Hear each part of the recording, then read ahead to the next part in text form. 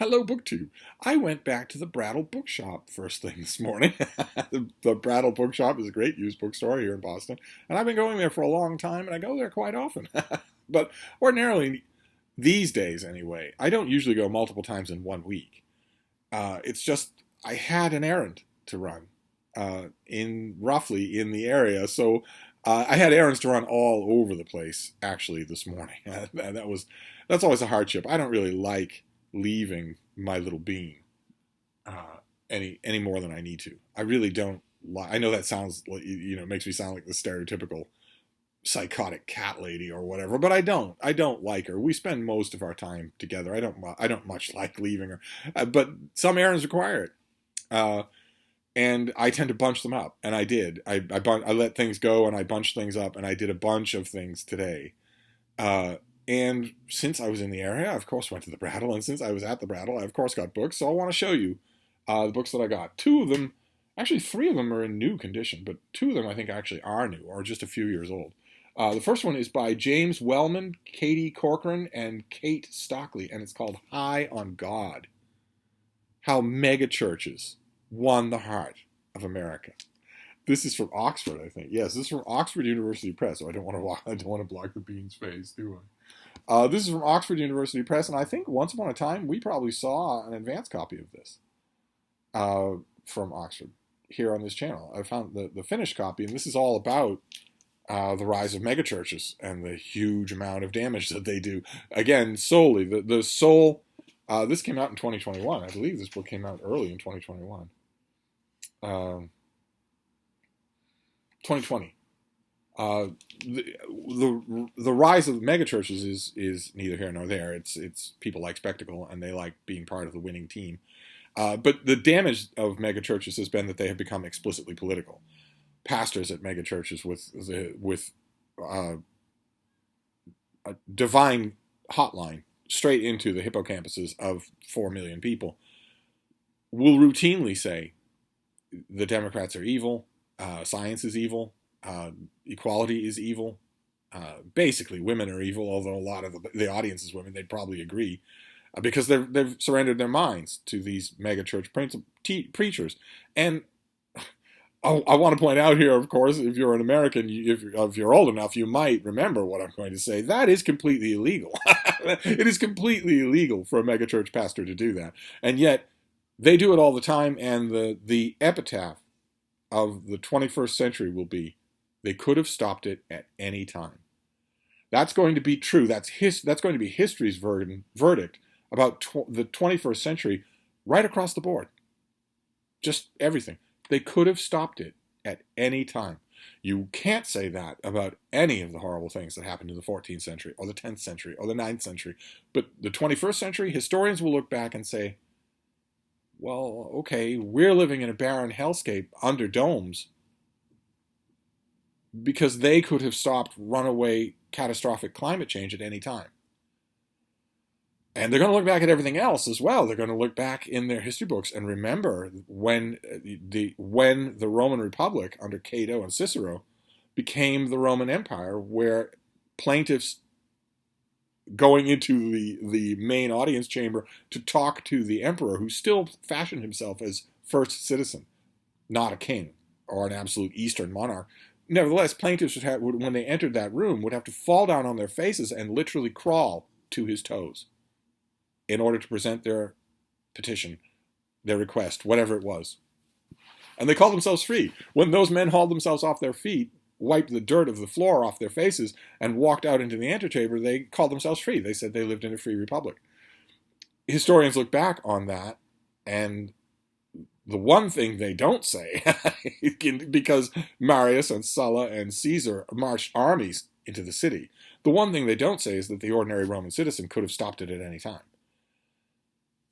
They're going to look back on the 21st century and the exact same thing. And they're going to say, whether it's political, social, economic, environmental, sirens, no matter what it is, they're going to look back and say, well, the one thing about the 21st century is that they could have stopped any of it at any time. And the same thing is true with these megachurch pastors, who are, in my country anyway, in America, almost solely responsible, outside of Donald Trump, for the enormous COVID numbers in this country, because megachurch pastors all over the American Bible Belt just plain instructed their parishioners or their congregants or whatever you call it that the virus is evil, because it was being championed by the other side in the culture war. Explicitly political. These are people who worship Donald Trump. They literally do worship him as a god. They are routinely led by people who claim to be prophets, speaking directly to God and directly for God, saying that God specifically told them, Donald Trump is my anointed.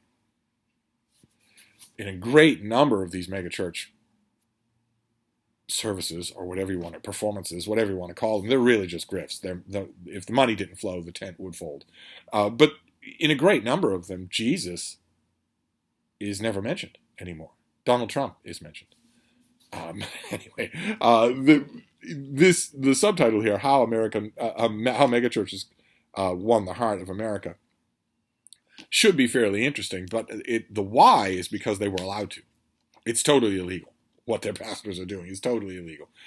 And it's a simple thing. It is against the law, but rather than drag these churches and pastors through the courts, it's a very simple thing that the federal government should be doing and their local state governments should be doing. It's as simple as could be, and I guarantee you, if it were done, it would completely get their attention, which is, well, okay, you want to get up in front of your megachurch in Texas, wherever, and talk to 4 million congregants through e-streaming and in a gigantic auditorium. And you want to spend a large chunk of your time on stage talking about how evil Joe Biden is, how he is the devil, literally the devil, how he is possessed by a demon. Well, okay, that's illegal, and we could take you to court for that. But instead, we think it's better. You want to go ahead and do that, you keep doing that, but you lose your tax-exempt status.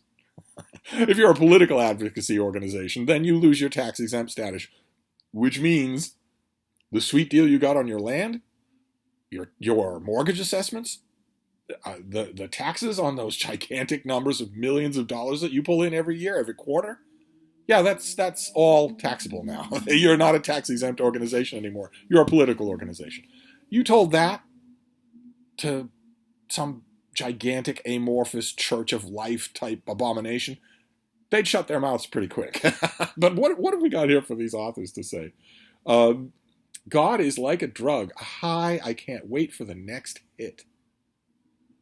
This direct quote from a megachurch member speaking about his experience of God might be dismissed as some sort of spiritually induced drug riff. However, according to the research in this book, it was not only sincere but deeply felt and sought after sensibility. Megachurch attendees desire this first-hand experience of God, and many report finding it in their congregations. The book focuses on the emotional, social, and religious dynamics that pull thousands of people into the megachurches and how those churches make some feel like they are, quote, high on God. Well, I think I read this in advanced copy, but I'm happy to have the finished copy, even if it's 2 years ago. Same thing with this next one, which is a story of work. Very, very pretty cover.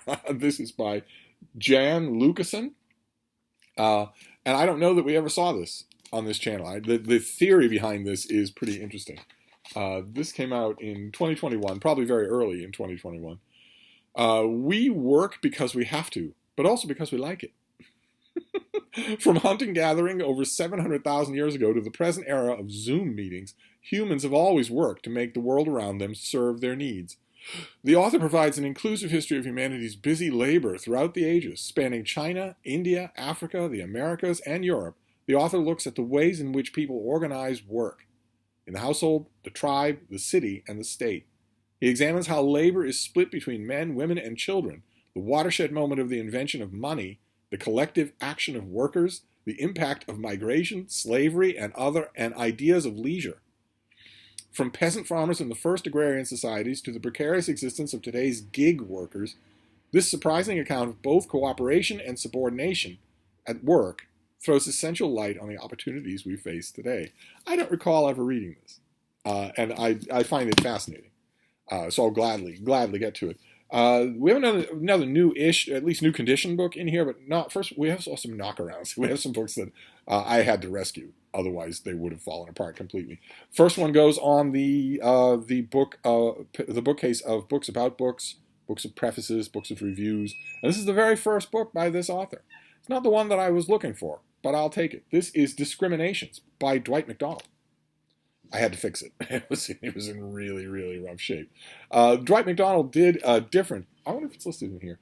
He did, as far as I know, 2 collections of essays and occasional prose. And this is one of them, but not the one I was expecting to get. What else did he do? Oh, yeah, Against the American Grain is the Dwight MacDonald book that I want and don't have. But this one's full of stuff that I remember reading. I've been reading Dwight MacDonald for 50 years. This is full of stuff that I remember reading and that I don't have. I don't have it, of course, because it would be in an old issue of the Partisan Review or the New York Review of Books, and I don't have those anymore. I don't keep those anymore. So I needed this. This will have his essay on Hannah Arendt. This will have his essay on Arthur Schlesinger. I believe this volume has his essay where he critically assesses the Warren Commission report. Is that right? Yes. Only Dwight MacDonald would have told his editor, I'm going to assess the value and the pathos of the Warren Commission report by comparing it to the Iliad, and got a green light. He's the only writer in the world who would have gotten a green light for such a dumb, hackneyed idea. I haven't read a lot of these pieces in a long, long time, so I was happy to find this. It was in terrible, terrible shape when I found it. But I'm not going to get rid of it. I'm going to keep it, so it goes in my collection. I might as well reinforce it. I didn't have to do that with this next one. This next one is an odd Library of America volume, one that I've had and gotten rid of. Got it from them years and years ago and got rid of it. I've always been intrigued by it, and I have, every time I've read inside it, it's an anthology, and every time I've read inside it, I have liked what I read, even though the subject is not congenial to me. This is edited by Nicholas Davidoff, and it is the Library of America's baseball anthology.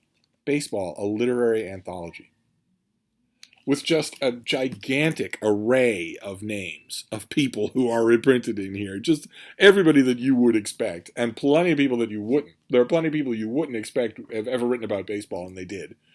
And I remember, when did this come out? 2008? 2008? 2006? 2002. This came out in 2002. And my library had it, and I was oddly intrigued by it. I'm not a big fan of baseball. Well, I mean, I'm perfectly happy with there being at least some way for portly older gentlemen to amble around on pretty grass on nice afternoons. And that's probably good for their mental state. It's not good for them physically because they don't ever amble enough to constitute exercise. It certainly doesn't cut down on their weight.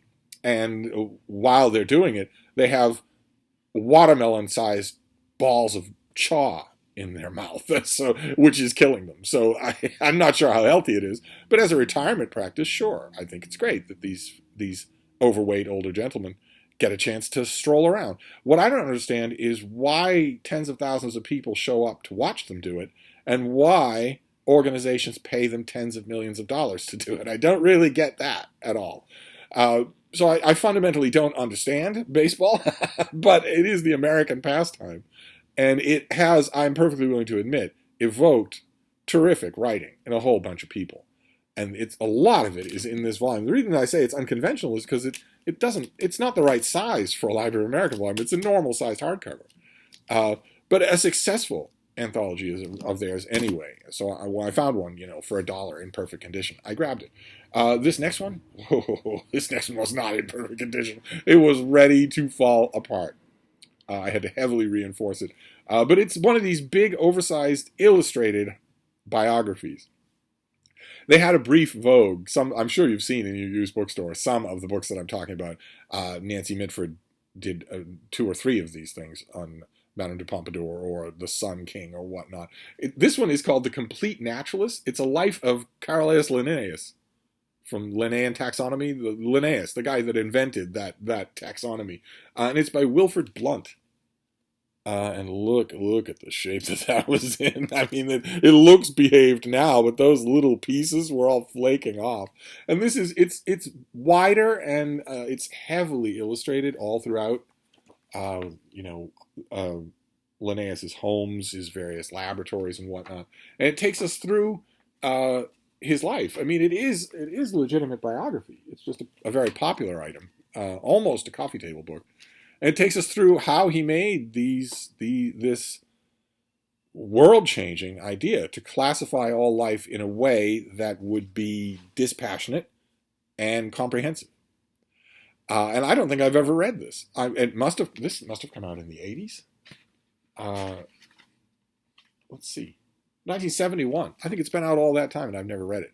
So now I have a copy in ratty shape, but and then this last one is in fine shape, and I was so happy to find it. Just so happy to find it. This is by Michael Everett, and it is A Natural History of Owls. Also oversized. I have two other owl books. They're both oversized, and I love books like this. I just love them. This will give you everything about owls. It will give you their denning practices, their mating practices. It's a legitimate, full-scale natural history.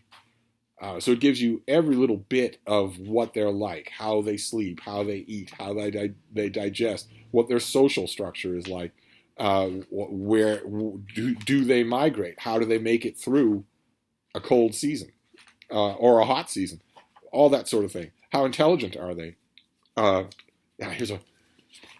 This is a photo of the inside of a barn owl's den. You have newborn chicks in the middle there, and you've got the larder of dead meat all around them that they can just pick at over time. Just incredible. Yeah, look at this. Feel sorry for the mouse. There's a barn owl bringing a mouse home to its owlet, and as you can see, the mouse is still alive. The mouse will be eaten alive by the owl and the owlet. So this has tons and tons of photographs, but also tons and tons of text as well. Just wonderful. It's going to be a joy to read this, in addition to plowing through the pictures. So, and then I will make a point, because of Project Harrigan, I will make a point of putting it with my other owl books. I don't want to just put it somewhere else so that I've got owl books all over the place. but of all the things I got today, this is the only one that has the strongest likelihood of being a keeper that ends up in the little book room. So that was my a quick unexpected Brattle trip, just a flying trip. I wasn't there very long. We have A Natural History of Owls. We have The Complete Naturalist, A Life of Carolus Linnaeus. We have baseball, the Library of America anthology of great writing about baseball. We have Discriminations by Dwight MacDonald, a battered old Trotskyite member of my profession. We have The Story of Work, a reinterpretive history of humans on Earth. And finally, High on God, all about the rise of fundamentalist megachurches all over the country. Yeah, easy for me to get smug about it, but New England, Massachusetts has plenty of them. So, so that was an interesting mix at the Brattle. Very glad to do it. Don't know when I'll be back to the Brattle, but when I do, you'll be the first to know. Thank you, BookTube.